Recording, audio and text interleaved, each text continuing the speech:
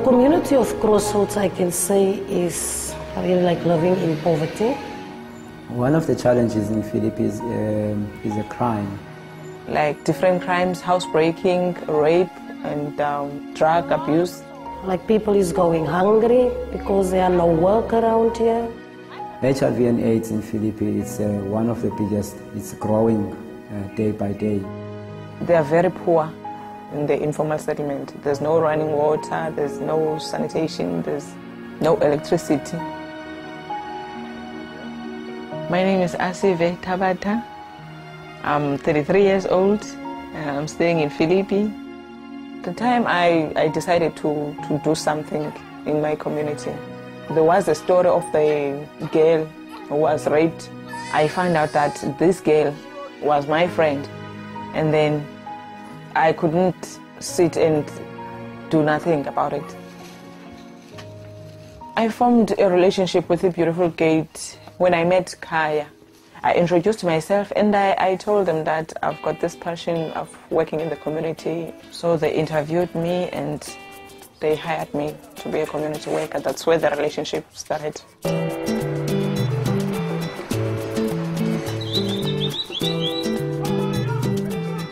Beautiful Gate really seeks to serve this community, and I think more than just the community, I think the families of this community. Our main purpose is really to be able to show the children of this community and the families what the love of God looks like. The reason why Beautiful Gate is important to these people is that it's because of its ministry first. What Beautiful Gate does is not doing for themselves, like for themselves. They're doing it for the community. The reason why I want to help the people in my community is because I love to see like people happy, even if their situation doesn't allow them to be. My desire were always, in my vision, were always to reach out and work with children in need. When I see what Beautiful Gate do, so my heart really went out and I say, thanks God, this is what I really need.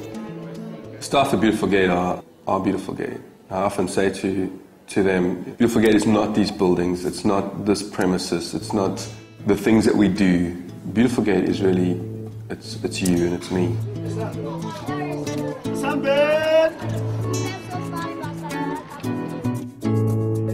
My job at Beautiful Gate, I'm working as a childcare worker. I mean, what I do is to care for them, to love them, because in the morning if I wake up, I know where I'm going. I'm coming to my work, I see that they eat, I pray with them, I share with them, I do activities with them.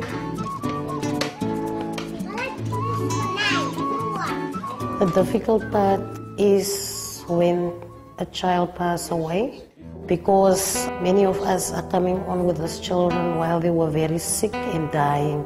And then you suddenly just have to say goodbye to them. That is really like which traumatized you a lot.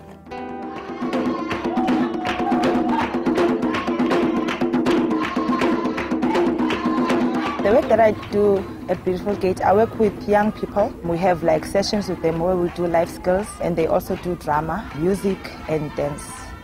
It's important to work with the young people because we see them as our future in the community.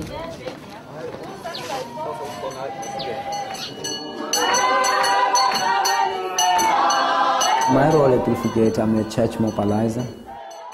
I'm meeting with the pastors, talking to them and challenging them to respond to the social needs of the community.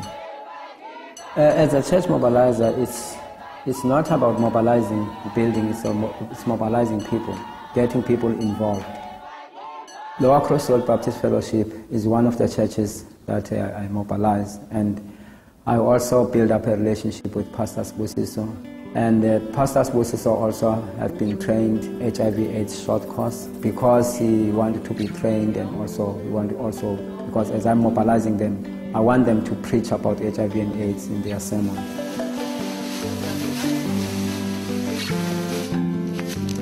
My role at Beautiful Gate is to go out in the community, visiting families and starting support groups.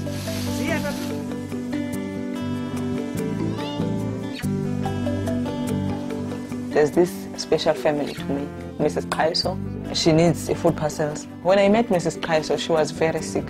She couldn't do anything for herself.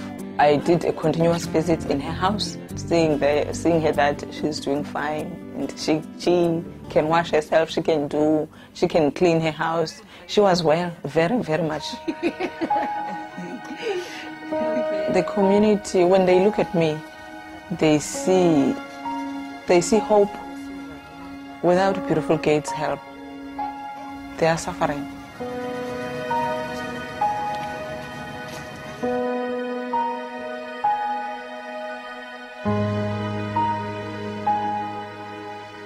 Building a relationship, like a friendship with someone, although you know that sooner or later she'll pass away. Like, for a moment you feel okay to build a friendship with her, but when she passed away, it's something else. Like now I feel it becomes too emotional, you know.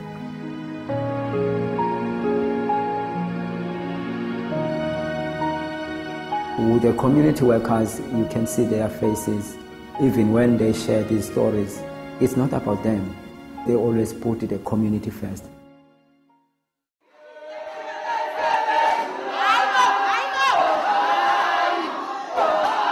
You have to recognize a lot of the staff that work here live in very difficult circumstances and face tremendous hardships. Not different from the families that we serve, and yet they're here to serve, and they're here to bless their community.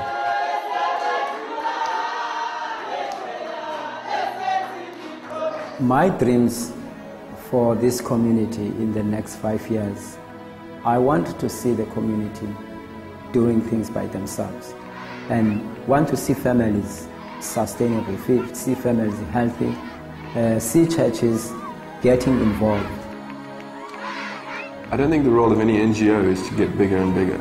I think the role of NGOs is to support communities, and to support governments, and to help them get stronger. And I guess that's our desire for the future, is that this community will get stronger.